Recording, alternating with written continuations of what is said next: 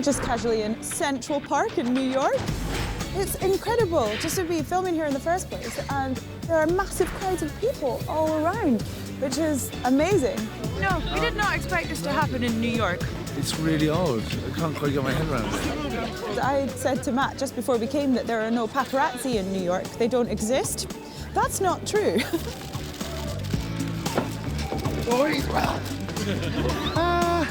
We actually have probably never had this amount of paparazzi while we're filming, apart from when we filmed our very first day as the Doctor and Amy. It's sort of a dream come true for me. This is like one of my favourite cities in the world, and to film here, it's incredible, and I think the episode sits so beautifully here. I was in New York a few months ago with the whole family, and I was wandering around and thinking it would be really cool to have weeping angels here, really. I specified in the script that we use this whole area and we use that fountain. What I hadn't noticed until I looked at the location photographs that Nick Curran brought back was there's a whole weeping angel standing right on top of it. It is wonderful to have this opportunity to vilify one of New York's finest landmarks by saying it is actually an evil aggressor from outer space.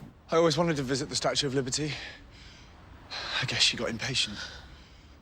Of course, one of the most important scenes in Doctor Who is the decision that Rory and Amy take on that rooftop.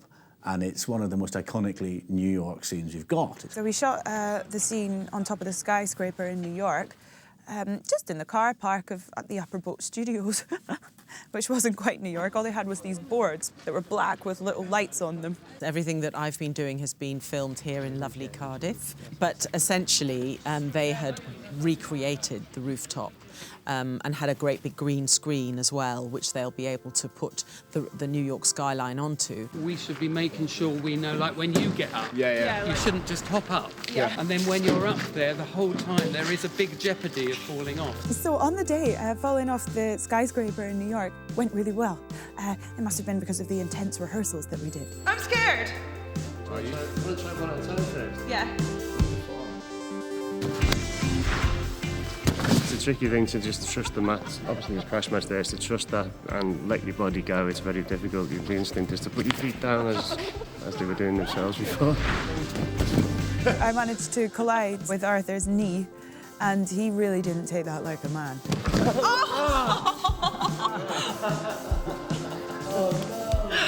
You're over-egging this. It wasn't that sore. Because she's, obviously a girl, so she's scared of, falling over, landing on stuff. I don't know what she's scared of. I'm just scared of the noise she's going to make while we do it, because she's got such a shrill voice. Not enough for them just to fall off the edge of our not very tall reconstruction of the rooftop. I'm excited about doing this. I want to go upside down. You will. Don't worry. You then have to hang them on wires and have them fall, give the effect of them plunging down. And turn over and wind on. Take them up. And action!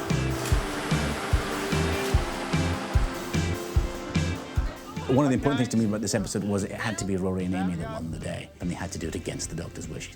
So in a way, it's almost them growing up. It's almost them saying, we don't need you anymore, we can do it. The Doctor, for the second part of this episode, only gets in the way, because he's too emotional and too upset to deal with anything properly. What the hell are you doing? Changing the future. It's called marriage. Amy! Amy! Amy!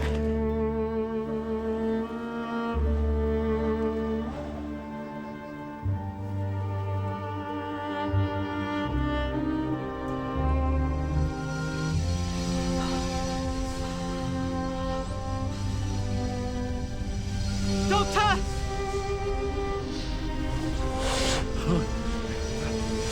What's happening? The paradox. It's working. I think it's a glorious Amy and Rory moment, and the last big one we ever had.